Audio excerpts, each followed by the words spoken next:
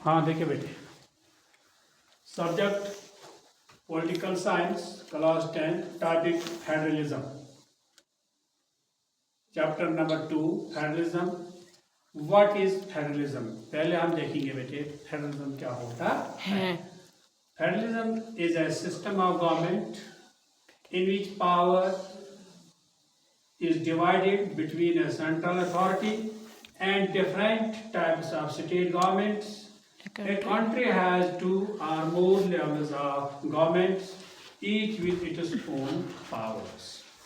देखो बेटे, फेडरलिज्म वो सिस्टम है गवर्नमेंट का या हुकूमत का, वो सिस्टम है जिसमें पावर्स तकसीम किए जाते हैं मरकजी सरकार से to different types of state governments, यानी मुख्तलिफ किस्म की हुकूमतें स्टेटों में होती हैं, उनमें पावर्स शेयर करने पड़ते हैं मरकज को। एक कंट्री हैज टू और मोर लेवल्स ऑफ गवर्नमेंट्स, एक कंट्री को दो या दो से ज्यादा लेवल्स गवर्नमेंट के होते हैं, each with its own powers, और हर एक को अपने पावर्स होते हैं। वही मैंने लिखा यहाँ, federalism is a system of government in which powers is divided between a central authority and different types of state governments. A country has two or more levels of governments, each with its own powers. अब हम देखते हैं बेटे features या characteristics of federalism. इसके features क्या है, इसकी खुसूसियात क्या है, इसके फायदे क्या है। टू और मोर लेवल्स ऑफ गवर्नमेंट्स, एक मुल्क में दो या दो से ज्यादा लेवल टाइप्स हुकूमतें होते हैं। Division of powers like as, यानी पावर ये इख्तियारात को कैसे तकसीम करते हैं, जैसे यूनियन लिस्ट यानी मरकजी सरकार के पावर्स क्या होते हैं, डिफेंस उनके हाथ में होता है, करेंसी को वो देखते हैं, एंड फॉरेन अफेयर्स एटसेट्रा, या बीरानी खारजी ताल्लुकात मामला देखते हैं, ये सेंट्रल गवर्नमेंट के हाथ में होता है। फिर स्टेट लिस्ट, स्टेट लिस्ट में कौन से महकमे आते हैं स्टेट गवर्नमेंट के तहत, पुलिस आता है, एग्रीकल्चर आता है, एंड लोकल ट्रेड एटसेट्रा आते हैं। फिर एक करंट लिस्ट, करंट लिस्ट में क्या आते हैं, एजुकेशन है, फॉरेस्ट्स है, या मैरिज लॉज एटसेट्रा, ये उसमें आते हैं। और फेडरलिज्म में क्या है, रिटन कॉन्स्टिट्यूशन, आइन लिखा हुआ होता है, सुप्रीम कोर्ट सेटल्स डिस्प्यूट्स, और सुप्रीम कोर्ट जो होता है जो डिस्प्यूटेड इश्यूज होते हैं स्टेट में या मुल्क में, उनको वो हल करता है। Power sharing can not be easily changed, जब पावर शेयरिंग किया सेंट्रल ने स्टेटों में, उसको फिर आसानी से सेंटर चेंज नहीं कर सकता है। क्वेश्चन है, now question is why India choose federalism. अब सवाल पैदा होता है कि हिंदुस्तान ने फेडरलिज्म को क्यों चूज किया। इसकी ये वजह है बेटा, India is a large diverse country having many languages, religions and cultures, so federalism help us in maintaining unity. Hindustan में मुख्तलिफ किस्म के मज़ाहिब, जुबानें और लोग रहते हैं, मजहब वाले लोग होते हैं, यही वजह है, और मुख्तलिफ कल्चर्स होते हैं। कश्मीरियों का कल्चर एक है, लद्दाख का कल्चर एक है, जम्मू लोगों का कल्चर एक है, पंजाबियों का एक है, दिल्ली वालों का एक है, यूपी वालों का, यानी कल्चर भी हमें एक जैसे नहीं है। तो फिर फेडरलिज्म क्या हिंदुस्तान में चूज हुआ, सो federalism help us in maintaining unity.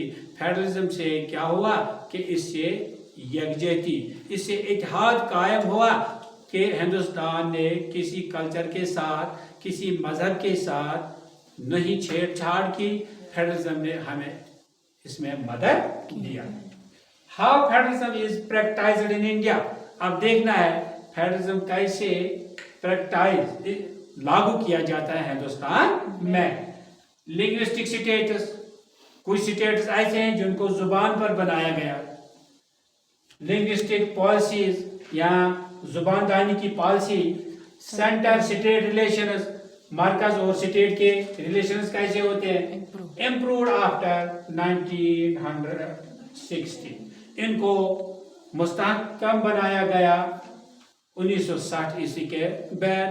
تب تک ملک کا آئین بنتا تھا، تب تک ملک ہمارا انگریزوں سے 1947 میں آزاد ہوا ہے. تو اس کے بعد اسٹیٹوں کی طرف سینٹرل گورنمنٹ نے توجہ دیا.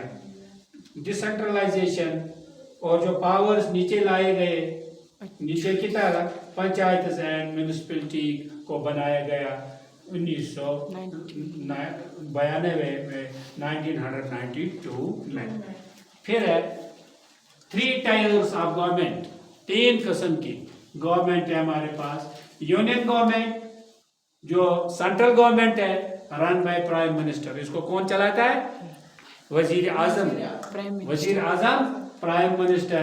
جو آج ہمیں مودی جی پرائم منسٹر ہے وہ سینٹرل گورنمنٹ کو چلاتا ہے. دوسری بات state government run by chief minister. اور جو اسٹیٹ گورنمنٹ ہے ہماری جموں اور کشمیر آج یو ٹی میں ہے اور اس کا چیف منسٹر کون ہے؟ عمر عبداللہ صاحب. وہ اس کو دیکھ بھال کرتا ہے. وہ اس وقت اسٹیٹ کو چلاتا ہے یا یو ٹی کو چلاتا ہے. ابھی ہماری یہ جے اینڈ کے یو ٹی میں ہے تو ابھی یہ اسٹیٹ نہیں بنی ہے تو اس کا چیف منسٹر عمر عبداللہ صاحب ہے. پھر لوکل گورنمنٹ اس کو کون چلاتا ہے؟ پنچایت یا میونسپلٹیز چلاتے ہیں. تو ایڈوانٹیج آف فیڈرلزم کیا ہے؟ آپ اس کے فائدے کیا ہے؟ یونٹی ان ڈائیورسٹی. یونٹی ان ڈائیورسٹی یعنی ہمارے ہندوستان میں مختلف قسم کے لوگ، مختلف زبانوں کے لوگ، مختلف مذاہب کے لوگ رہتے ہیں. تو وہ یونائٹ ہے، وہ متحد ہے. وہاں کسی کو کسی سے پریشانی نہیں ہے. بیٹر ڈیسیژن میکنگ اور اچھے فیصلے لیے جاتے ہیں. Prevents miss use of power اور پاور کا غلط استعمال کرنے سے بچاتے ہیں. پروٹیکٹس ریجنل انٹرسٹس اور محفوظ رکھتے ہیں علاقائی انٹرسٹس. یعنی کشمیریوں کی کیا چاہت ہے؟ سینٹرل گورنمنٹ اس میں مداخلت نہیں کرتے ہیں کیونکہ اسٹیٹ گورنمنٹ ہماری لگی ہوئی ہے، وہ ہماری انٹرسٹ دیکھتے ہیں. پنجابیوں جموں والوں کی کیا انٹرسٹ ہے؟ مرکز اس میں کیا دخل نہیں دیتا ہے کیونکہ فیڈرلزم ہمارے پاس ہے. پاورز نیچے ڈیوائڈ کیے گئے ہیں. تو اس سے پہلے میں بیٹا آپ کو بتاؤں گا کہ میری چینل کو سبسکرائب، شیئر اینڈ لائک بھی کرنا. کنکلوژن اس کا کیا بیٹا ہے؟ Federalism keeps India strong. Federalism سے کیا ہوا؟ ہندوستان بہت مضبوط ہو گیا، یونائٹ ہو گیا. And diverse by proper power sharing. اور ڈائیورس جہاں گون لوگ، مختلف قسم کے لوگ، مختلف مذاہب کے لوگ رہتے ہیں اور جب ان میں پاور شیئرنگ اچھی طریقے سے ہوا تو ہندوستان میں کوئی ٹینشن نہیں ہے، کوئی پریشانی نہیں ہے، کوئی ایسی پریشانی نہیں ہے جس سے لوگوں کو لگے کہ ہمیں ہندوستان میں تکلیف ہوتا ہے. کہ تو یہ وجہ ہے کہ ہمارے ملک ہندوستان نے فیڈرلزم کو چوز کیا ہے. مجھے امید ہے کہ آپ کو اچھی طریقے سے یہ فیڈرلزم سمجھ آیا ہوگا کہ فیڈرلزم کیا ہوتا ہے اور فیڈرلزم کو ہندوستان نے کیوں چوز کیا ہے اور how federalism is practised in India. یہ بھی آپ کو سمجھ آیا ہوگا. 3 ٹائپس آف گورنمنٹ کیا ہوتے ہیں یہ بھی سمجھ آیا ہوگا. ایڈوانٹیج اینڈ فیڈرلزم کیا ہوتا ہے یہ آپ کو سمجھ آیا ہوگا کہ اور اس سے کیا ہوا، ہمارا ملک کیسے مضبوط رہتا ہے.